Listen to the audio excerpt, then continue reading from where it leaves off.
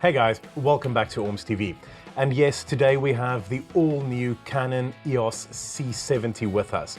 And we are going to give you guys a quick first impression on this unit. Now, unfortunately, we are not allowed to really shoot with it and show you guys any of that footage because this is a very early pre-production unit. But what we are going to do is run you guys through some of the serious specs that's included in here and tell you guys what we like about it and some of the things we don't like about it compared to some of the other cameras in Canon's Cine lineup. So let's dive right into that. Now, this camera runs a Super 35 dual gain output sensor, and it is a native 4K sensor. So that is a 8.85 megapixel sensor in this unit. Now, coupled with that sensor, you have Canon's new DIGIC DV7 processing chip. And that's a bit of a step up from the processor that's in this camera's closest rival within Canon's Cine lineup, and that's a C200. Now, the C200 uses the DV6 processing chip. If you take this sensor and this processing chip together, Canon claims that you will be able to get upwards of 16 stops of dynamic range if you're shooting in C-Log2 at the native ISO of 800. And that's quite impressive if that turns out to be 100% correct. The C70 offers three internal recording formats. So first off, you have the XF AVC format, and that records a 422 10-bit file. Then there's two MP4 formats available. First off being the H.265, which is also 422 10-bit, and then for situations where you don't need your footage to support an intensive color grade, there is also the H.264, and that delivers a 420 8-bit file. Now, in terms of frame rates and resolutions, the C70 offers 4K in both DCI and UHD, and both of those are available in up to 120 frames per second. The C70 also offers a 2K crop, and with that you can shoot up to 180 frames per second, and it can of course also shoot in Full HD. Now, the C70 supports both PAL and NTSC frequencies, and that's available with all the standard frame rates that you would expect. In terms of recording profiles, the C70 offers you the very familiar Rec 709. There is also a HLG Rec 2020, as well as the aforementioned C-Log2 profile. In addition to that, there is also the very familiar C-Log3, which all Canon users should know by now. Now, both of those C-Log options are supported by Canon's very wide cinema gamut. Now, in addition to that, there is also 14 user-definable slots, and in those you can obviously put your own personalized color profiles. In terms of autofocus, we have Canon's by now very familiar dual pixel autofocus system with face priority and subject tracking. And we're very familiar with how the system works. Now, Canon says that it's very much the same system as you find in the C200 and the C300 Mark III, but they also claim that it is a little bit improved and should give a more accurate lock-on, especially in terms of the face tracking. Okay, so let's dive into the actual body here. And first off, the biggest thing to note is that yes, the C70 utilizes Canon's all-new RF mount system. This is quite a big deal because it does give you native access to all of the new RF series lenses that becomes available and all the benefits that come with that. But because it is an RF lens mount, you can also adapt it to use all of the existing EF mount lenses. Now, in addition to that, you also have built-in ND filters, and that runs up to an ND stop 10. And that's really nice and something that we were quite encouraged to see with the RF lens system. Now, moving on to the grip over here quickly, you have your dual SD card slots, and these are of course both UHS 2 compliant. You have all the sort of the standard ports that you would expect to see. So everything from your HDMI, your remote connectors, you have a USB-C port over here as well. You have headphone jack for monitoring, a standard mini jack for a microphone input, and then you have two mini XLR inputs, and we'll get to that in a little bit.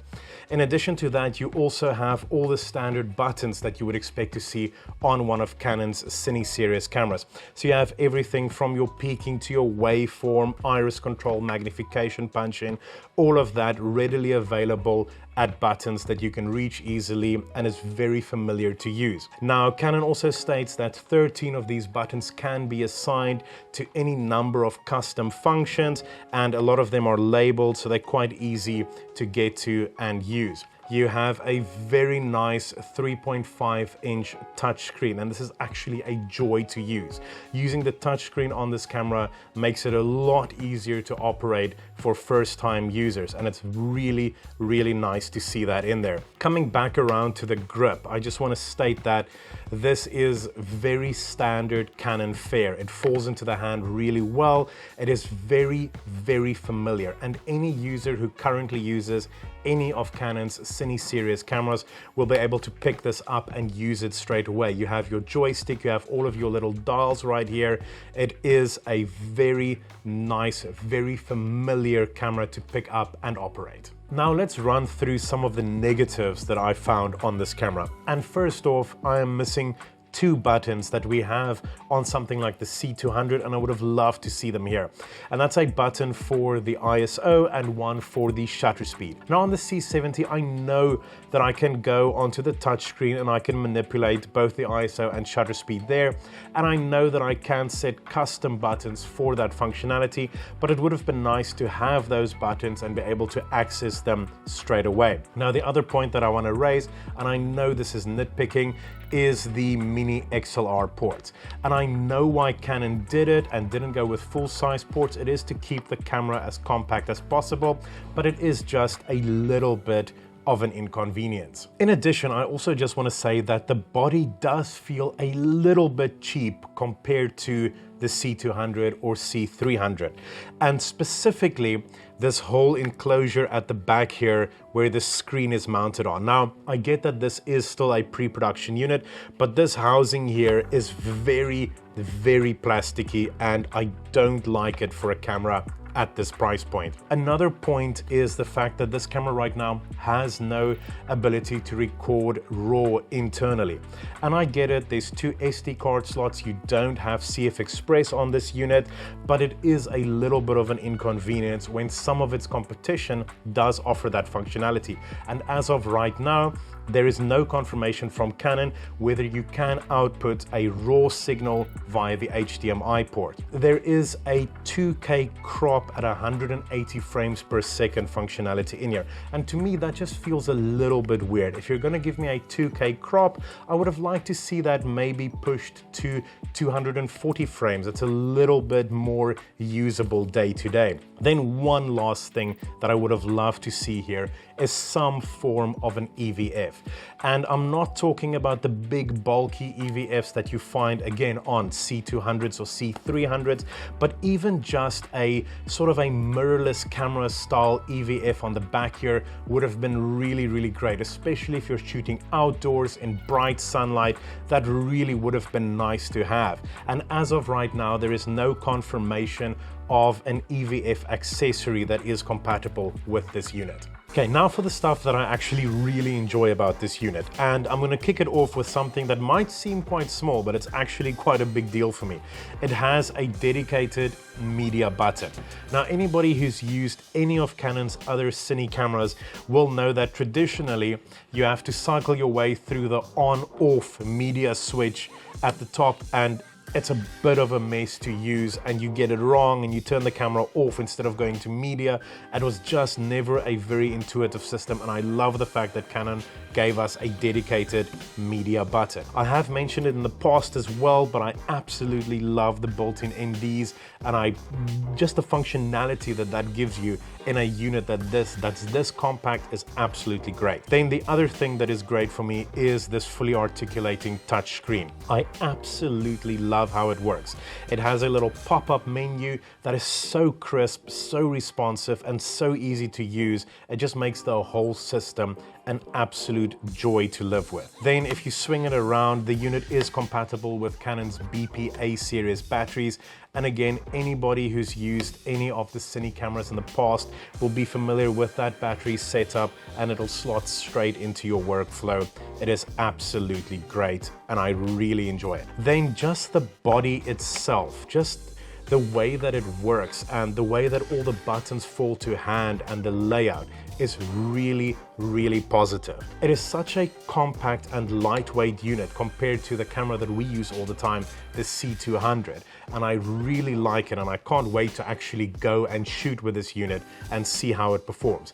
Overall, a very positive experience here. Then at the same time, Canon has also released a new mount adapter to go with the C70, and that plays into a really big strength of this camera, and that is the native RF mount.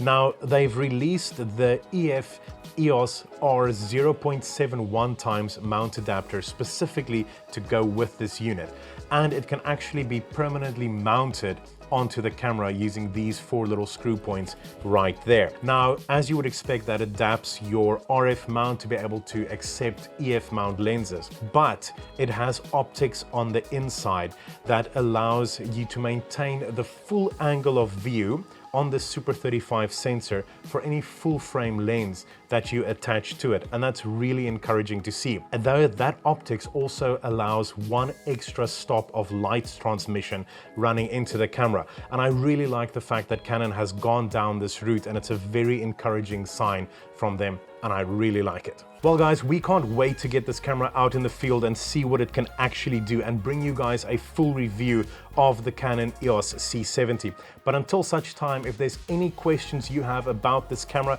please drop them in the comments down below. We love hearing from you guys, and we'll respond to all of those comments as they come through. In addition, if you enjoy the content that we put out, please consider subscribing to our YouTube channel. It really helps us out a lot. And until next time, cheers.